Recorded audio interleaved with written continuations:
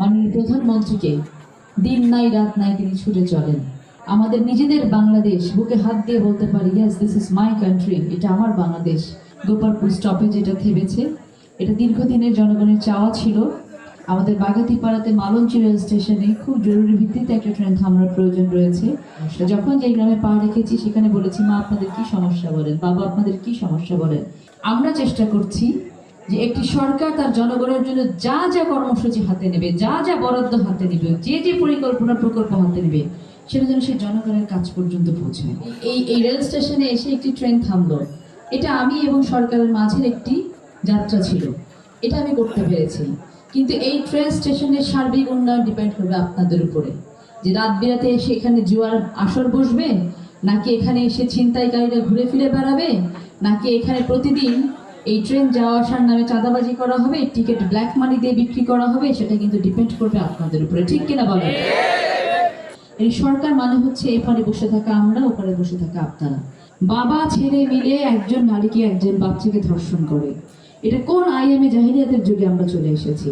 আমাদের বর্তমান প্রধানমন্ত্রী এবার আমাদেরকে নির্দেশ দিয়েছেন, আবার বললাম যে বাংলাদেশ থেকে রেপ সন্ত্রাস আর আবার সেই এত সন্ত্রাসের মতো নির্মূল করতে হবে। মাদক হচ্ছে সকল কিছুর সূত্রপাত ঘটায়। মেইন কাজটা তো হচ্ছে আমাদের যাতায়াত ব্যবস্থাটাকে আরো অনেক বেশি সমুন্নত করা, উন্নত করা, যেন আমাদের ইকোনমিক্যালি আমরা অনেক বেশি ওয়েল অফ হতে পারি। যখন কাজগুলো শুরু হবে, আমরা যারা কাজগুলো করব, কেউ না কেউ তো এখানকার মানুষই কাজ করব। তারা যদি মনে করি যে প্রকল্পের পয়সা আমি পকেটে নিয়ে ঘরে চলে যাব এবং এটা কেউ চোখ দিয়ে দেখবে না, তাদের জন্য আমি একটি সাবধানতামূলক বার্তা দিয়ে দিতে চাই যে ফারজানা সাহেবের পুতুলের কিন্তু চোখ দুইটা না, চশমা পরে চারটা হয়েছে, হাজার হাজার লক্ষ লক্ষ চোখ কিন্তু লালপুর বাগাতে পারে ফারজানা সাহেবের পুতুলের ভিড়ে। আমাদের যুব সমাজকে আমি বলি, পিছনে অনেকে দাঁড়িয়ে আছে, ডানে বামে সামনে দাঁড়িয়ে আছে, প্রত্যেকে নিজেকে প্রস্তুত করো। লালপুর বাগাতিপাড়াতে এত কাজ হবে যে কাজ করে শেষ করতে পারবে না। লালপুর বাগাতিপাড়ায় আমি যতগুলো ওয়াদা করে আপনাদের কাছ থেকে ভোট নিয়ে গিয়েছি, তার থেকে 10 গুণ কাজ করে দিয়ে যাবো ইনশাআল্লাহ। লালপুর বাগাতিপাড়ার মানুষের আস্থার প্রতীক, উন্নয়নের কাণ্ডারি, আধুনিক লালপুর বাগাতিপাড়া গড়ার রূপকার ব্যারিস্টার ফারজানা শারমিন পুতুল। আমাকে কি দেখা যাচ্ছে না? চেয়ারের উপর উঠবো?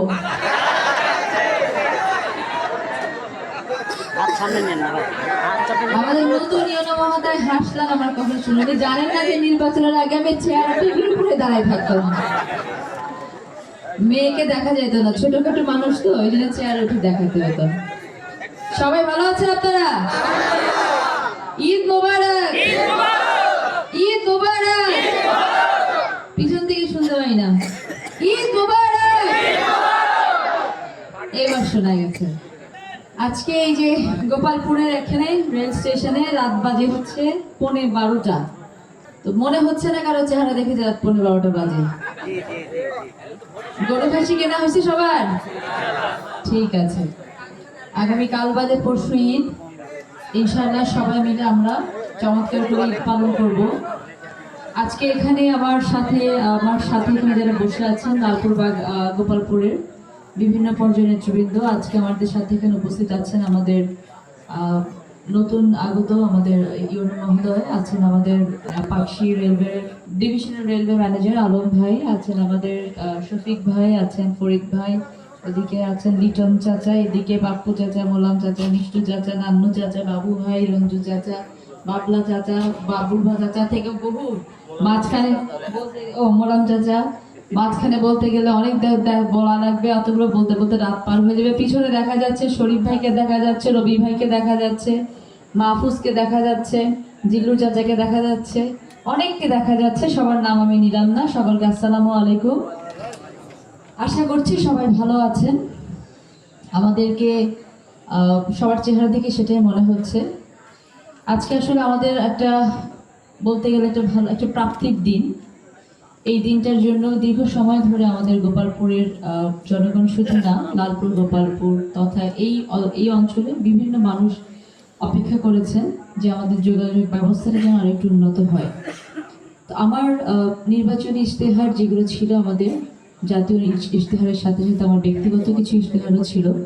মানুষের কাছে ওয়াদা করেছিলাম, আপনাদের কাছে সন্তান হিসেবে বলেছিলাম যে আল্লাহ তাআলা আমাকে সামর্থ্য দিলে আমি অনেকগুলো কাজের ভেতরে এটি কাজটিও একটি করব। ইতিমধ্যে আমাদের আলম ভাই আপনাদেরকে বলেছেন যে আসলে এই কাজটা এত বেশি সহজ ছিল না, আসলেও সহজ ছিল না। আমি আন্তরিকভাবে ধন্যবাদ কৃতজ্ঞতা জানাতে চাই আমাদের রেল মন্ত্রণালয়কে এবং আমাদের রেলমন্ত্রী হাবিব ভাইকে, যে তার আন্তরিক প্রচেষ্টার কারণেই এত দ্রুত এই বিষয়টা করা সম্ভব হয়েছে। এবং আমি অবশ্যই আজকে আপনাদের যে প্রাণ ঢালা আনন্দ আমি নিজে পেলাম, এই আনন্দটা আমি ঢাকায় গিয়ে তার কাছেও পৌঁছে দেবো এবং আপনাদের কৃতজ্ঞতা তার কাছে আমি পৌঁছে দেবো ইনশাআল্লাহ। আপনাদেরকে একটা জিনিস একটু মাথায় রাখতে হবে যে আমি এখানে বসে বসে লম্বা লিস্টে শুনলাম আমাদের সাবেক মেয়র মহোদয়ের যে এটা লাগবে ওটা লাগবে। আমাদের বুঝতে হবে যে সারা বাংলাদেশে এরকম অসংখ্য রেল স্টেশন আছে যেটা কেবলমাত্র কেয়ার করা হয়নি, যত্ন নেওয়া হয়নি, খেয়াল করা হয়নি জন্য পুরো বাংলাদেশ অনেক জায়গায় অকেজো হয়ে আছে। তো আমাদেরকে সারা বাংলাদেশের কথা চিন্তা করতে হয়, কেবল গোপালপুরের কথা না, লালপুরের কথাও চিন্তা করতে হয়, বাগাতিপাড়ার কথাও চিন্তা করতে হয়, সারা বাংলাদেশের কথা চিন্তা করতে হয়। এবং বর্তমান সরকার একটি গণতান্ত্রিক সরকার হওয়ার কারণে আমরা আজকে প্রায় 101 দিন বা 102 দিন হলো আমরা দায়িত্বভার গ্রহণ করেছি। এই 102 দিনের মধ্যে আমরা ক্যাবিনেটে যারা আছি, যারা এমপি হয়েছে, তারা কখনটা ঘুমাতে পেরেছে এটা আমরা জানি না। আমরা খুব ভালো লাগা নিয়ে আন্তরিকতার সাথে দেশের জন্য কাজ করে যাচ্ছি। আপনারা দেখেছেন আমাদের মাননীয় প্রধানমন্ত্রীকে দিন নাই রাত নাই তিনি ছুটে চলেন, এবং এই ছুটে চলা উনি দুটি কদম যদি ফেলেন, একটি কদমেই তিনি যে কোনো না যে কোনো দেশের জন্য সার্থকতা বয়ে নিয়ে আসেন, সফলতা বয়ে নিয়ে আসেন। আমরা চেষ্টা করছি, যিনি অক্লান্ত পরিশ্রম করছেন আমাদের একেবারে ভঙ্গুর একটি দেশকে দাঁড় করাতে, আমরা সকলে মিলে তাকে সহযোগিতা করার চেষ্টা করছি যেন আমরা সবাই মিলে তার হাতকে শক্তিশালী করতে পারি, আগামী 5 বছর তার পথ চলাটাকে শক্তিশালী করতে পারি, এবং দেশের মানুষের যে দীর্ঘ সময়ের না পাওয়া, দীর্ঘ সময়ের কষ্ট, অন্যায়, অত্যাচারের যে ইতিহাস তৈরি হয়েছে, এই ইতিহাসটাকে পরিবর্তন করে একটা নতুন বাংলাদেশ, মানবিক বাংলাদেশ, আমাদের নিজেদের বাংলাদেশ, বুকে হাত দিয়ে বলতে পারি yes this is my country, এটা আমার বাংলাদেশ, আমি নাগরিক হিসেবে সব পাই, সরকার আমাকে দেয়, যতটুকু পারে দেয়, এই জায়গাটা যেন আমরা তৈরি করতে পারি, সেই জন্য কিন্তু আমরা চেষ্টা করে যাচ্ছি। সেই চেষ্টারই একটি ফসল হচ্ছে আজকে এই চিলাহাটি এক্সপ্রেস, যেটা এখানে আমাদের গোপালপুর স্টপে যেটা থেমেছে। এটা দীর্ঘদিনের জনগণের চাওয়া ছিল। আরো অনেকগুলো রেল স্টেশন আছে, আমাদের মাঝখান রেল স্টেশন আছে, আব্দুলপুর রেল স্টেশন আছে, আমাদের বাগাতিপাড়াতে মালঞ্চি রেল স্টেশনে খুব জরুরি ভিত্তিতে একটা ট্রেন থামার প্রয়োজন রয়েছে। আমি ইনশাআল্লাহ খুব শীঘ্রই সেই ব্যবস্থা করার চেষ্টা করব। আমাদের এখানে আমার নির্বাচনী ইশতেহার ভেতরে যখন আমি মানুষের কাছে গেছি, আপনাদের কাছে গেছি সন্তান হিসেবে ভোট চাইতে, আমি আপনাদের কাছে গিয়ে গ্রামে গ্রামে গিয়ে জিজ্ঞেস করেছি যে গ্রামের কি সমস্যা, ইউনিয়নের না, ওয়ার্ডের না, এই গ্রামটার কি সমস্যা। যখন যে গ্রামে পা রেখেছি সেখানে বলেছি মা আপনাদের কি সমস্যা বলেন, বাবা আপনাদের কি সমস্যা বলেন। এবং আমি কিন্তু সেই সমস্যাগুলো খালি শুনি নাই, প্রতিটা সমস্যা আমি লিপিবদ্ধ করেছি। কারণ আমি জানি যে আমি যদি গ্রামকে উন্নত করতে পারি তাহলে কিন্তু একটি ওয়ার্ড উন্নত হবে, একটি ওয়ার্ড উন্নত হলে কিন্তু 9টি ওয়ার্ড উন্নত হয়ে গেলে কিন্তু একটি ইউনিয়ন উন্নত হয়। আর যদি লালপুরের 10টি ইউনিয়ন এবং একটি পৌরসভা যদি উন্নত হয় তাহলে কিন্তু লালপুর উন্নত হবে। তো আমি কিন্তু কাজগুলো এভাবেই ভাগ করেছি। সেই ভাগ করে করে যে কাজগুলো নিয়েছি তার মধ্যে আপনারা ইতিমধ্যে জেনে খুশি হবেন, অসংখ্য রাস্তা, আমাদের বিভিন্ন প্রকল্প আসে। একটি সরকার তার জনগণের জন্য যে সকল প্রকল্প বা বরাদ্দগুলো নির্ধারিত করে, সেটা যে সরকারই হোক না কেন, এই নির্ধারিত বরাদ্দ এবং প্রকল্পগুলো যদি শুধুমাত্র জনগণের কাছে পৌঁছানো যায় এবং জনগণকে দিয়ে কাজগুলো করানো যায়, তাহলে একটি বাংলাদেশে কিন্তু দারিদ্রতা থাকতে পারে না। এখন আমরা যেটা করেছি, বিগত সময় যা করা হয়েছে, যে সরকার বরাদ্দ দিয়েছে কিন্তু জনগণ পর্যন্ত পৌঁছায় নাই, মাঝখান দিয়ে ধোঁয়া হয়ে উড়ে চলে গেছে। আমরা চেষ্টা করছি যে একটি সরকার তার জনগণের জন্য যা যা কর্মসূচি হাতে নেবে, যা যা বরাদ্দ হাতে নেবে, যে যে পরিকল্পনা প্রকল্প হাতে নেবে, সেটা যেন সেই জনগণের কাছ পর্যন্ত পৌঁছায়। এই কাজটা করার জন্য কিন্তু সরকার এবং জনগণের মাধ্যমে একটি সেক্টর কাজ করে। কখনো সেটা রাজনৈতিক ব্যক্তিবর্গ হন, কখনো সেটা প্রশাসন হন, কখনো যে আমার বাম পাশে বসে থাকা কর্মকর্তারা হন। আমরা যদি প্রত্যেকে রাজনৈতিক নেতৃবৃন্দ হই, প্রশাসন হই, অথবা প্রশাসনিক কর্মকর্তারাই হই না কেন, আমরা যদি আমাদের আন্তরিক চেষ্টাটা রাখি যে না, আমরা এই সরকারের বরাদ্দটা, সরকারের কাজটা যেই জনগণ, যেই সেক্টর, যেই মানুষগুলোর জন্য, যে এলাকার জন্য বরাদ্দ সেখানে ঠিক মতো পৌঁছে দেব, তাহলে কিন্তু আর কোনো সমস্যা থাকে না। তো সেই কাজকে আমি একলা করতে পারবো? পারবো বলেন? একলা করতে পারবো না। আজকে ধরেন যে আজিমনগর এই এই এই রেল স্টেশনে এসে একটি ট্রেন থামলো, এটা আমি এবং সরকারের মাঝের একটি যাত্রা ছিল, এটা আমি করতে পেরেছি। কিন্তু এই ট্রেন স্টেশনের সার্বিক উন্নয়ন ডিপেন্ড করবে আপনাদের উপরে, যে রাত বিরাতে এসে এখানে জুয়ার আসর বসবে, নাকি এখানে এসে ছিনতাইকারীরা ঘুরে ফিরে বেড়াবে, নাকি এখানে প্রতিদিন এই ট্রেন যাওয়া আসার নামে চাঁদাবাজি করা হবে, টিকিট ব্ল্যাক মানি দিয়ে বিক্রি করা হবে, সেটা কিন্তু ডিপেন্ড করবে আপনাদের উপরে, ঠিক কিনা বলেন? তাহলে আমি সবসময় একটা কথা বলি যে সরকার মানে কিন্তু খালি সংসদে যারা দাঁড়িয়ে কথা বলে অথবা একটি ক্যাবিনেটে যারা থাকেন তারা সরকার না। এই সরকার মানে হচ্ছে এপারে বসে থাকা আমরা, ওপারে বসে থাকা আপনারা। আপনি যদি মনে করেন যে আমার বয়স আজকে 80 বছর, আমার আর তো বেঁচে থাকার সময় নাই, যা হয় দেখবো, কিন্তু আপনি মরে যেতে পারেন, আপনার সন্তান তো ভবিষ্যতেই গোপালপুর রেল স্টেশন দিয়ে হাঁটাচলা করবে, আমার সন্তানও তো হাঁটাচলা করবে। তাদের ভবিষ্যতের জন্য, তাদের নিরাপত্তার জন্য, তাদের বেঁচে থাকার জন্য কি আমাদের কিছু করে যেতে হবে না? করে যেতে হবে। সেজন্য কি করতে হবে আমাদেরকে? আমি আপনাদেরকে আজ পর্যন্ত এমন কোনো কথা দিই নাই যেটা আমি করতে পারবো না, আর এমন কোনো কথা আমি বলি নাই অযথা আপনাদের কোনো আশ্বাস দিই নাই, এবং যা বলেছি আমি আপনাদের হাতে এই আজকে পর্যন্ত নিয়ে এসে দিয়েছি, ঠিক কিনা বলেন? আপনারা যদি চান যে আপনাদের বিটি, আপনাদের সন্তান এই লালপুর বাগাতিপাড়া কেবল না সারা বাংলাদেশের উন্নয়নের জন্য কাজ করবে, তাহলে আপনাদেরকে আমাকে সহযোগিতা করতে হবে। আমার একটি বক্তব্যে, আমি নির্বাচনী বক্তব্যে বলেছিলাম যে ফারজানা শারমিনের পুতুলের জন্ম কেবল লালপুর বাগাতিপাড়া তথা নাটোরের জন্য হয়নি, সমগ্র বাংলাদেশ পরিবর্তনের জন্য হয়েছে, বলেছিলাম। এটা আল্লাহ তাআলা তাকেই সেই দায়িত্ব দেন, যে দায়িত্ব আল্লাহ তাআলা মনে করেন যে তিনি পালন করতে পারবেন। আজকে আপনি দেখেন, কিছুক্ষণ আগে আমাদের ভারপ্রাপ্ত কর্মকর্তা মহোদয় কিন্তু একটি কথা বলেছেন, আমাদের 7 বছরের 4 বছর শিশুদেরকে ধর্ষণের শিকার করা হচ্ছে। এটা কোন জামানায় আমরা এসে পড়েছি? বাবা ছেলে মিলে একজন নারীকে, একজন বাচ্চাকে ধর্ষণ করে। এটা কোন আইএমএ জাহিলিয়াতের যুগে আমরা চলে এসেছি? আইন দিয়ে যদি এগুলোকে পরিবর্তন করা যেত তাহলে কিন্তু বহু আগে পরিবর্তিত হয়ে যেত। আমাদেরকে প্রত্যেককে সচেতন হতে হবে। যেই ছেলেটি এই রেপটা করছে সে কি আমাদের নিজেদের কারো সন্তান না? আমাদের ঘরের সন্তান না? হয় আমার ছেলে, অথবা আমার ভাই, অথবা আমার বাবা, অথবা আমার চাচা। তাহলে আমাদের ঘর থেকে সতর্কতা অবলম্বন করতে হবে। একটা সময় বাংলাদেশে অ্যাসিড সন্ত্রাস ছিল, মনে আছে? অ্যাসিড মেরে মুখ ঝলসে দেয়া হতো, পারিবারিক বনিবনা হয়নি, অ্যাসিড মারতো, জমি জমা নিয়ে ঝামেলা, অ্যাসিড মারতো। সেই অ্যাসিড সন্ত্রাস কিন্তু বাংলাদেশে বন্ধ হয়েছে। কেবলমাত্র আইন করে বন্ধ করা সম্ভব হয় নাই, এটা বন্ধ করা সম্ভব হয়েছে প্রত্যেকের সচেতনতার মধ্য দিয়ে। প্রত্যেকে যখন আমরা এটাতে সোচ্চার হয়েছি এই অ্যাসিড সন্ত্রাসের বিরুদ্ধে, প্রত্যেকে যখন সতর্ক হয়েছি এবং প্রত্যেকে যখন আওয়াজ তুলেছি, তখন কিন্তু অ্যাসিড সন্ত্রাস বন্ধ হয়েছে। আমাদের বর্তমান প্রধানমন্ত্রী এবার আমাদেরকে নির্দেশ দিয়েছেন, আবার বললাম যে বাংলাদেশ থেকে রেপ সন্ত্রাস আর আবার সেই অ্যাসিড সন্ত্রাসের মতো নির্মূল করতে হবে। আইন আছে, ক্যাপিটাল পানিশমেন্ট, সর্বোচ্চ শাস্তি মৃত্যুদণ্ড, তারপরেও কিন্তু কেউ ভয় পাচ্ছে না, তারপরে মনে করছে আমরা আইনের ফাঁক ফোকর দিয়ে পালিয়ে যাব।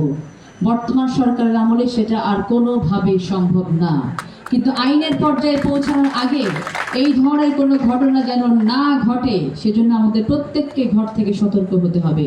আমাদের ছেলে কার সাথে মিশছে, আমার মেয়ে কার সাথে মিশছে, সেটা সন্তানদেরকে কোন সঙ্গের সাথে ঘুরছে। আমার সন্তান যখন কাঁচা টাকা নিয়ে ঘরে আসছে, আমার বাবা মা হিসেবে তাকে জিজ্ঞেস করতে হবে তুমি এই টাকা কি করে কামাই করলে, কোথা থেকে পেলে। আমরা যদি সেই কাঁচা টাকা হাতে নিয়ে ছেলেকে বাহবা দেই, একটা 18 বছর 17 বছর বয়সের ছেলে 20-25 হাজার টাকা অযথা কাঁচা টাকা হাতে নিয়ে ঘরে ফেরার কথা না। আমরা সেখানে আবেগে আপ্লুত না হয়ে সেই সন্তানকে জিজ্ঞেস করি, এই যে ঢাকাতে যে ঘটনাটা ঘটলো, এই ছেলেটা মাদকাসক্ত ছিল, মাদকাসক্ত থাকা অবস্থায় কিন্তু সে এত বড় একটা রেপ করেছে। মাদক হচ্ছে সকল কিছুর সূত্রপাত ঘটায়। আমরা যদি মাদককে নির্মূল করতে না পারি, কোনো সন্ত্রাসকে আমরা দমন করতে পারবো না। আমি আপনাদের কাছে উদাত্তভাবে আহ্বান জানাতে চাই, আপনাদের সন্তান হিসেবে, আপনাদের মেয়ে হিসেবে, আপনাদের বিটি হিসেবে আহ্বান জানাতে চাই, আপনার ঘরের যে সন্তানটি কাঁচা টাকা হাতে নিয়ে ঘুরছে, আপনারা তাকে শাসন করুন। না পারলে বাংলাদেশে বহু সংস্থা আছে, তাদের হাতে তুলে দিন, নাহলে আইন শৃঙ্খলা রক্ষাকারী বাহিনীর হাতে তুলে দিন। আজকের আপনাদের সতর্কতা কিন্তু আগামী দিনে আপনার ছেলেকে একজন রেপিস্ট হতে, একজন মার্ডারার হতে, একজন মাদক ব্যবসায়ী হতে বাধাগ্রস্ত করবে, তাকে ওখান থেকে ফিরিয়ে নিয়ে আসবে। আপনাদের সতর্কতা ছাড়া এটা কোনোভাবে সম্ভব না। আমরা সকলে মিলে চেষ্টা করি কেবল একটি চিলাহাটি এক্সপ্রেস গোপালপুর রেল স্টেশনে থামানোর পরে এতটুকু কাজে যে ভালোবাসাটা আমি আপনাদের কাছ থেকে পেয়েছি, এটা হাজার গুণ দিয়েও কিন্তু মাপা যাবে না। আমি চাই আমার এই ছোট ছোট কাজগুলোকে আপনারা সহযোগিতা করবেন, যেন কাজগুলো নষ্ট না হয়ে যায়।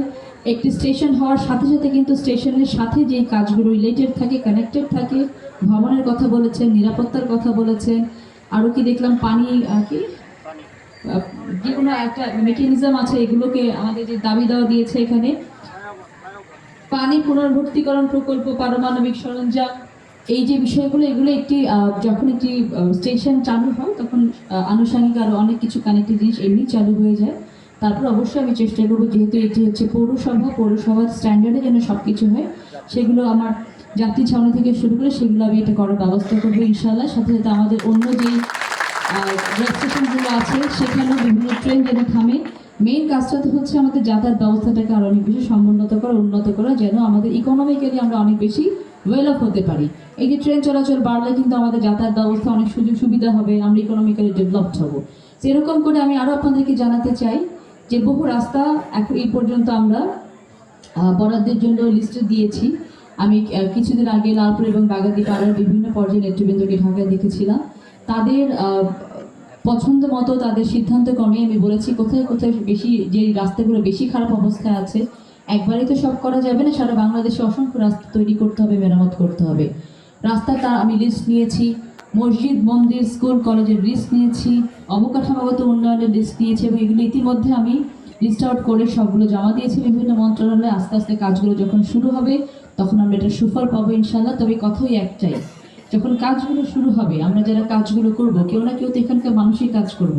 তারা যদি মনে করি যে প্রকল্পের পয়সা আমি পকেটে নিয়ে ঘরে চলে যাব এবং এটা কেউ চোখ দিয়ে দেখবে না, তাদের জন্য আমি একটি সাবধানতামূলক বার্তা দিয়ে দিতে চাই যে ফারজানা সাহেবের পুতুলের কিন্তু চোখ দুইটা না, চশমা পরে চারটা হয়েছে, হাজার হাজার লক্ষ লক্ষ চোখ কিন্তু লালপুর বাগাতি বাড়িতে ফারজানা সাহেবের পুতুলের এখানে যে স্টপেজটা হয়েছে, it is only the starting. এটা শুধুমাত্র শুরু হয়েছে। এখানে এটা করাই হয়েছে যেন আমরা সুগার মিলকে অনেক বেশি উন্নত করতে পারি। একটি এলাকাতে এই নর্থ বেঙ্গল সুগার মিলের মতো একটি সুগার মিল যদি থাকে এবং সেটাকে যদি প্রপারলি ফাংশনিং করা যায়, তাহলে ওই এলাকার উন্নয়নের জন্য আর কোনো কিছু করা লাগে না, ওই এলাকার যুব সমাজের কর্মসংস্থানের জন্য আর কোনো কিছু করতে হয় না, এবং সেই এলাকার মর্যাদা যে পরিমাণ বেড়ে যায় এটা বলার বাইরে, দেশে এবং বিদেশেও কিন্তু সেটা ছড়িয়ে পড়ে। তো আমার কথা হচ্ছে, আপনারা গোপালপুর পৌরসভা সব ঠিকঠাক আছে, গোপালপুর পৌরসভাকে আমরা উন্নত করব, কিন্তু কোনো উন্নতই টিকবে না যদি আমাদের এখানে বসে থাকা প্রত্যেকের ঘরে একটি করে মাদকাসক্ত ছেলে থাকে, অথবা একটি মেয়ে থাকে, অথবা আমরা বিপদগামী হয়ে যাই। ঠিক বলছি কিনা বলেন? কারণ উন্নয়নগুলো নিয়ে যাবে কে? এই উন্নয়নগুলো তো চালাই নিতে হবে, হবে না? কে চালাই নিবে এটা? ধরেন আমি সুগার বিলে ভালো কোনো কিছু করতেছি, কিন্তু আমার এখানে এমন কোনো ছেলে নাই যে মাদকাসক্ত না, যে ইমো হ্যাকিং করে না, যে অনলাইন জুয়া খেলে না, আমি তো এখানে চাকরি দিতে পারবো না। আমার তো বাইরে থেকে লোক নিয়ে এসে চাকরি দেওয়াতে হবে। তাহলে আমাকে যদি বাইরে থেকে লোক নিয়ে এসে নর্থ বেঙ্গল সুগার মিল চালাতে হয়, এর থেকে কি মানে দুর্ভাগ্যর কিছু থাকবে আমার? বলেন, থাকবে না। আমাদের যুব সমাজকে আমি বলি, পিছনে অনেকে দাঁড়িয়ে আছে, ডানে বামে সামনে দাঁড়িয়ে আছে, প্রত্যেকে নিজেকে প্রস্তুত করো। লালপুর বাগাতিপাড়াতে এত কাজ হবে যে কাজ করে শেষ করতে পারবে না। মানুষের ভালো থাকতে খুব বেশি কিছু লাগে না। আমরা যদি খালি মনে করি আমরা ভালো থাকবো, নিজেরা ভালো থাকবো, পরিবারকে ভালো রাখবো, দেশকে ভালো রাখবো, খুব অল্পতেই হয়ে যায়। লালপুর বাগাতিপাড়ায় আমি যতগুলো ওয়াদা করে আপনাদের কাছ থেকে ভোট নিয়ে গিয়েছি, তার থেকে 10 গুণ কাজ করে দিয়ে যাবো ইনশাআল্লাহ। খালি আপনাদের সহযোগিতাটা আমার দরকার। রাত বাজে 12টা, কোনোভাবেই কারো চেহারা দিকে এটা মনে হচ্ছে না। সকলের চোখে মুখে ঈদের আনন্দ, সকলে বাড়িতে যাবেন, চমৎকার করে ঈদ পালন করবেন। আমি থাকবো কয়েকটা দিন, 31 তারিখে আবার চলে যাবো ইনশাল্লাহ, যেহেতু আমাদের অফিস খুলবে 1 তারিখ থেকে। এর মাঝখানে দেখা হবে, কথা হবে, যার যা অভিযোগ আছে বাড়িতে আসবেন, আমি শুনবো ইনশাল্লাহ।